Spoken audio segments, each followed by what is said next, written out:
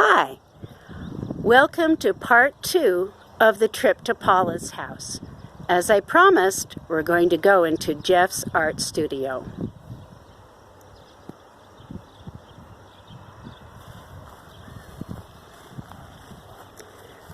This is a lovely place to sit outside on this porch and look out at Meadow Lake. It's very quiet here.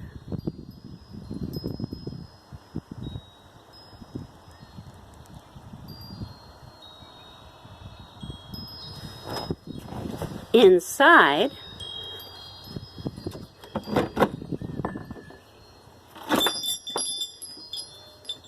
Jeff has set up his art studio. In this space are the collections of interesting objects that he draws from.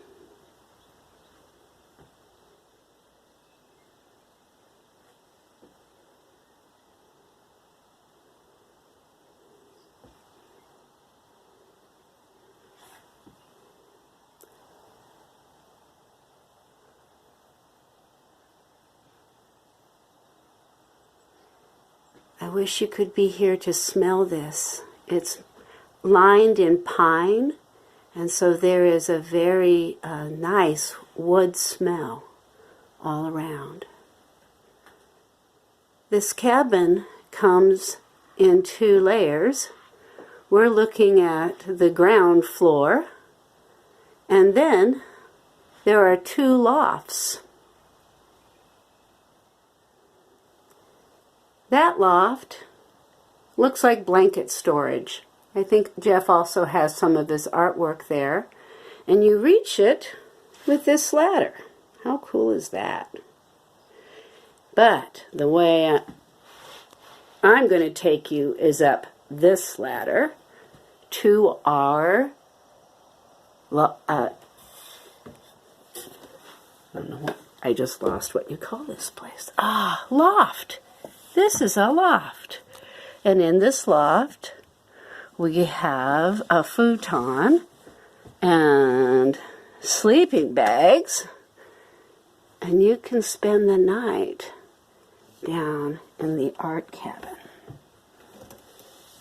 If you were visiting, we'd let about 3 to 4 kids up in the loft at the same time because it's awful fun to lay up here and look out the window and then look down at all your friends down on the floor. So I'm always so grateful for Jeff that he allows us to visit his art studio. Another cool thing that has happened, and I hope I can get down this ladder while either that or I'm going to make an America's Funniest Home Videos, and you guys can go ahead and put it in. Did it. My stepson is turning this lovely place into a recording studio. Lots of artistic juices flowing here.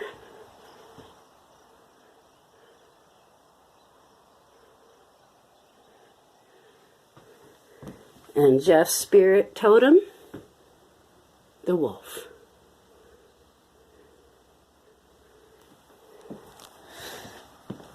We'll head back to the house. Make sure we've cleaned up all of our trash and your water bottles and all the other things that get left behind here.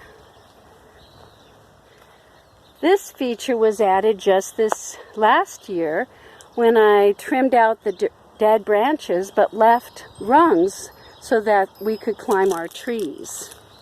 The only rule was, here is all that brush being cut up, is that you couldn't climb higher in the tree than Paula was tall. I hope that made it safe. This little forest of Ponderosa pines grew up here in the last 15 to 20 years. Are spooking out the birds. This is, if I were to have a chance to give you some lessons in each to teach to, one of them would be what we call succession. Remember when I left you at the end of that great flood? And so things like this were what was scattered over this landscape. Bare basalt rock. The next thing that happened was the growth of this life. It's all over it, all these little colored patches you see. That's a type of life called lichen. The story of lichen, which I love to tell, is that Algae was blowing through the wood, or in this case the field, and met Freddy Fungi. They took a liken to each other, and in this case had a very solid union. Ha ha.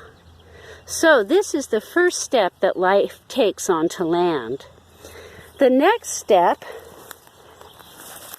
was the grasslands. And you saw the effects of grass all over here. This is some of my favorites. They have gone to seed now. So as we look at them, we can see the huge variety of grasses that grow here. These natural grasses were a great source of food, as well as the other animals that lived in this area for the Native Americans. Oh, I see a great blue heron flying over my head. I hope you can too.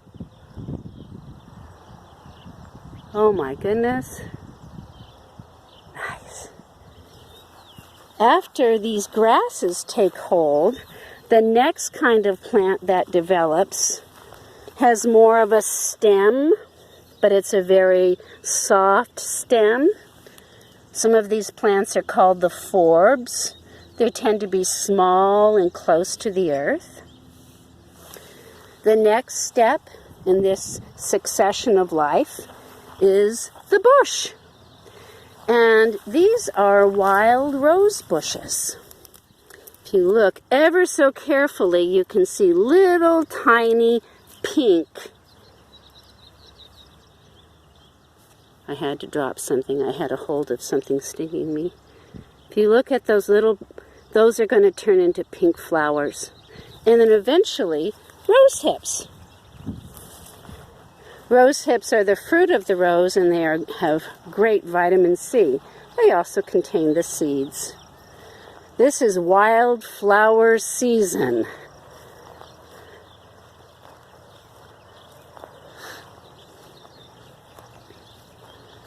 This particular plant, I was happy to say, one of my parents on a visit here said, this is arnica. Arnica is actually a plant that can be used for its healing powers.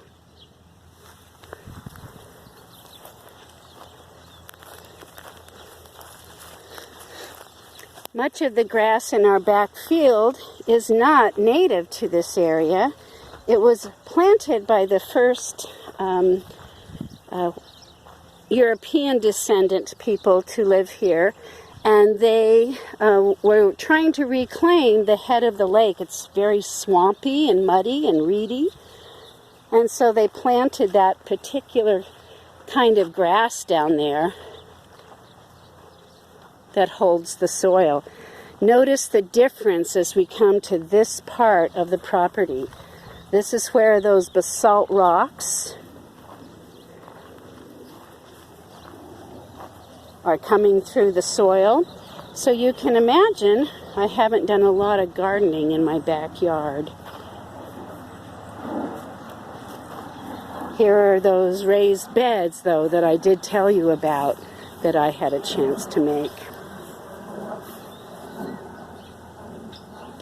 And so, thanks for visiting me at my house and for hearing some of the story of Four Lakes. And I'm looking forward to the time that I get to invite you to come back and see this lovely slice of the earth that I have been given stewardship of. It's a place that I love to share with plants, animals, and with you.